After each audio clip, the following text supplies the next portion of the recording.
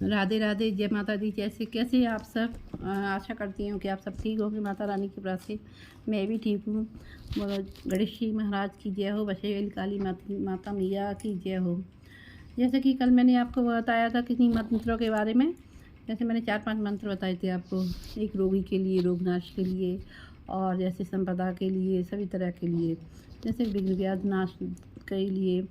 तो जैसे कि आप किसी भी मंत्र को कर सकते हैं। जैसे 9 दुर्गा आ रही, 9 तारीख से माताएं बैठ जाएंगी, तो आप ऐसा करना कि प्रथम दिन से, जो पहले दिन से ही अगर आप करना चाहें तो घी का दीपक जला के माता का जाप कर सकते हैं। और जो रोगी व्यक्ति के लिए करना है तो आपको 9 दिन तक वो मंत्र जाप करना पड़ेगा। उसके बाद तक 41 दिन तक भी आपको वही मंत्र जाप करके और वो जल सामने रख के और दिया लगा के घी का आप कर सकते हैं। फूल ना मिले तो कोई दिक्कत नहीं है। और पाठ अगर वो मंत्र अगर आपको हिंदी में, संस्कृत में ना आए तो कोई बात नहीं है। वो एक छोटा और मंत्र होता है देवी का, ओम क्लीम जो बीज मंत्र है, क्लीम। तो आप इस मंत्र से भी देवी की पूजा कर सकते हैं। मंत्रों की कोई आवश्यकता ही, माँ तो भाव की भूखी होती है, तो माँ के लिए ऐसी कोई वो नहीं है। अगर आप करना चाहें, अगर आपको आते हैं तो आप कर सकते हैं, नहीं आते तो कोई दिक्कत नहीं है। आप सीधी माँ की सीधी सादा पूजा कर सकते हैं। माँ तो माँ है, सबकी उससे ही प्रसन्न होती है। जैसे कि मैं आपको कुछ और बता दूं जानकारी आज। पहले तो आप सबको बहुत बहुत धन्यवाद देना चाहती हूँ कि मेरी सब्सक्राइबरों को, जिसने मेरे 500 सब्सक्राइब कंप्लीट हो गई है। जैसा कि तो कल मुझे एक यूट्यूब से जीमेल आया था, वो कि जो कि एक गुड फीडबैक है मेरे लिए।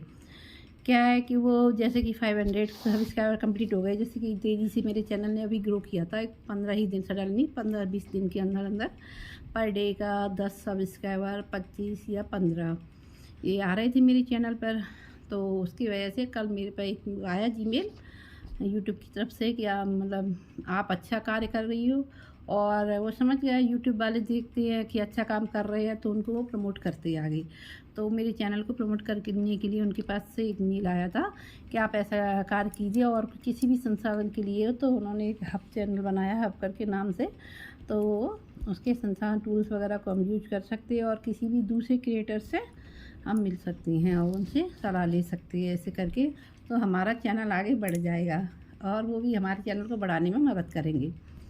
फिर उसके बाद अब मैं आपको बता दूँ आपको क्या जानकारी बात की आगे, आप क्या सुनना चाहते हैं माता के बारे में। तो आज मैं माता की कवच के बारे में बात करूँगी आपसे। तो कवच के बारे में आपको जानकारी दूँगी। जैसे जो मार्कंडेय ऋषि हैं हमारे, उनके बीच और ब्रह्मा जी के बीच जो बात हुई है, तो वही देवी कवच के नाम से प्रसिद्ध हुआ है। मार्कंडेय जी वो हैं जो प्रलय, हमेशा कभी भी प्रलय आएगी, हमेशा हमेशा वो जीवित ही रहेंगे। वो कभी भी प्रलय में उनका वो नहीं होगा, प्रलय के अंत तक भी जीवित ही रहेंगे वो मार्कंडेय जी ऋषि, जिन्होंने भगवान से वो लिया है। और कल मैंने श्री दुर्गा अष्टोत्तर शतनाम स्तोत्र का आपको बताया था। इसमें देवी की 108 नाम की माला जपते हैं। और माला ये ज़्यादा ही वैसे नाम है, जैसे सती, साध्वी, भवप्रीता, जैसे कुछ भी नाम हो, सारे दुर्गा देवी के नाम है। आप उनको मैंने अम्बा स्तुति के बारे में बता दिया है। उसमें से अगर आप चाहें तो एक एक श्लोक को भी कर सकते हैं, एक एक श्लोक को भी पाठ कर सकते हैं। और ये दुर्गा देवी के और मैंने 32 नाम के बारे में कल आपको बता दिया था। तो उनको तो 32 नाम को पर डे आप वैसे ही मुंह से ले लिया करें, कोई दिक्कत नहीं है। अब ये देवी कवच है, क्या है देवी कवच? पहले तो जैसे ये जान लीजिए, देवी कवच जैसे कि ये हमारे किसी देवी क्या है, जो एक प्रकार से हमें इसको करने पर है ना, पूरे सारे हमारे शरीर के लिए, और कहीं भी हम जंगल में या कहीं भी फंसते हैं उसके लिए, सारे अपने पूरे शरीर के लिए बनाने के लिए है ये कवच। तो आज जैसे कि हम इसका रोज़ अगर पाठ करते हैं, हिंदी और संस्कृत दोनों में, तो वो देवी हमारी सब तरह से रक्षा करती है। कवच क्या होता है? कवच वो होता है जो सारी चीज़ों से हमारी शरीर का पूरा रक्षा करे। सिर से लेके तालवे तक की इसमें बात कही गई है कि देवी माँ आप हमारे इसी संघ की रक्षा कीजिए, वो बताया गया है। इसमें सबसे पहले क्या है, विनियोग किया जाता है। पहले देव्या कवच करके और पहले विनियोग छोड़ा जाता है। कल मैंने बताया था आपको विनियोग का, मैं बोलूँगी नहीं अभी विनियोग, आप अगर आप जानना चाहें तो बता दें। ओम अश्य श्री चंडी कवचस्य ब्रह्मा ऋषि अनुष्टुप छंद चामुंडा देवता अगन्यस्तुक, रख दो बेटा वहीं रख दो, अगन्यस्तुक मातरो बीजम दिग्बंध देवतास्तम श्री जगदम्बा प्रीत्यर्थे सप्तशती पाठांतवेन जपे विनियोग। जैसे मंत्र बोल के, और जैसे मुझे पता था कि मंत्र नहीं आएगा तो आप सब ऐसे करना, हाथ में जल लेके थोड़ा सा, और कवच ऐसे देख कह देना कि माता माँ तुम्हें हमारे प्यामी ऐसे करके हाथ में जल्दी के छोड़ देना, ये ना पढ़ना कोई बात नहीं है, तो हिंदी में ये पढ़ लेना, क्योंकि कवच है जो ये है विनियोग है वो हिंदी भाषा में नहीं दिया गया है किताब में, से आप पढ़ोगे तब भी। फिर आया है ये मार्कंडे उवाच, मार्कंडे ऋषि बोलते हैं, क्या बोले देखो, ओम यद्गुहं परमं लोके सर्वरक्षाकरं नृणां यन्न कस्यचिदाख्यातं तन्मे ब्रूहि पितामहः। मार्कंडेय जी ऋषि ने उनसे कहा है, मार्कंडेय ऋषि जी ने ब्रह्मा जी से कहा है, क्या बोला है देखो हिंदी करके बताती हूँ।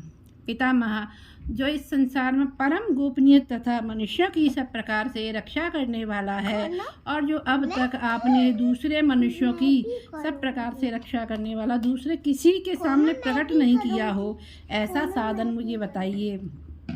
तब ब्रह्मा जी बोले हैं, ब्रह्मा जी बोले हैं, अस्ति गुह्यतरं तं विप्र सर्वभूतोपकारकं देव्यास्तु कवचं पुण्यं तणच्छस्व महामुनि। अब सुनिए, इसका ये पहला श्लोक हो गया, दूसरा हो गया।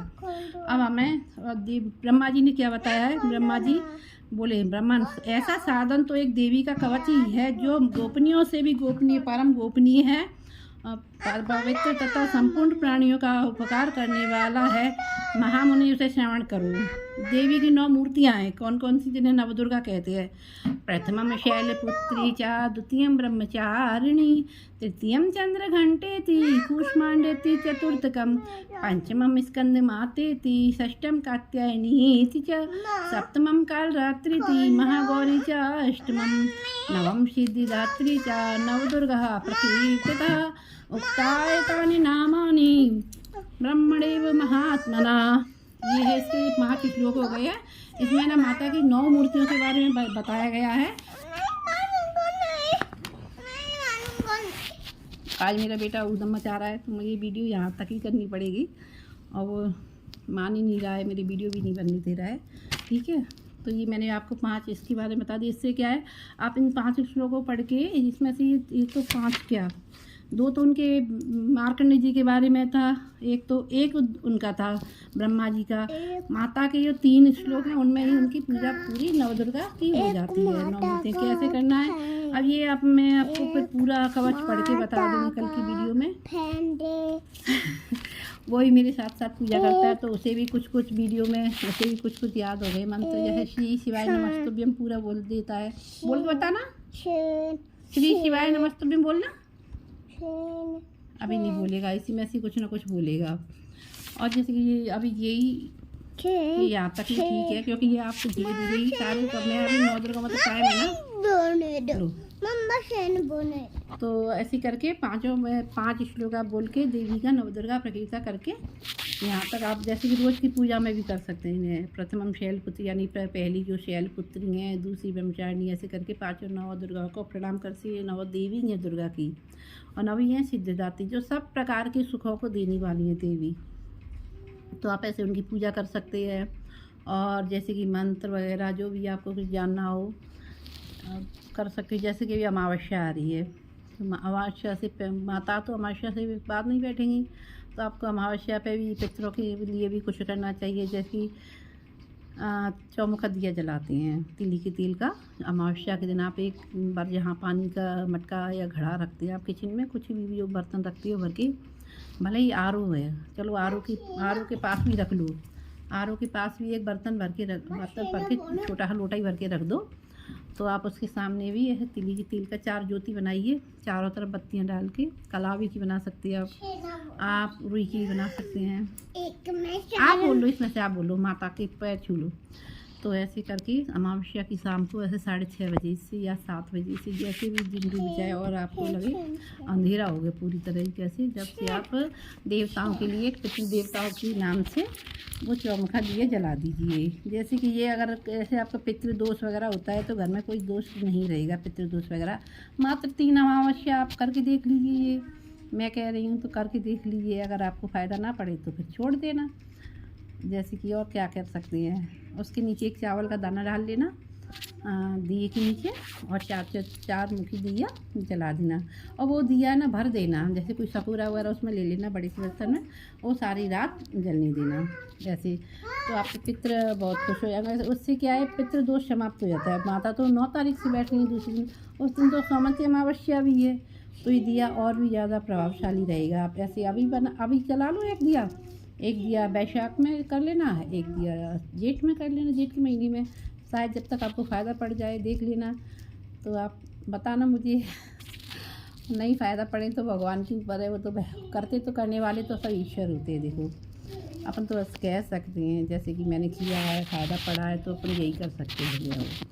और आज की वीडियो अभी तक अगर आपको वीडियो पसंद आई तो लाइक कीजिए, कमेंट कीजिए, शेयर कीजिए और सब्सक्राइब भी कर देना।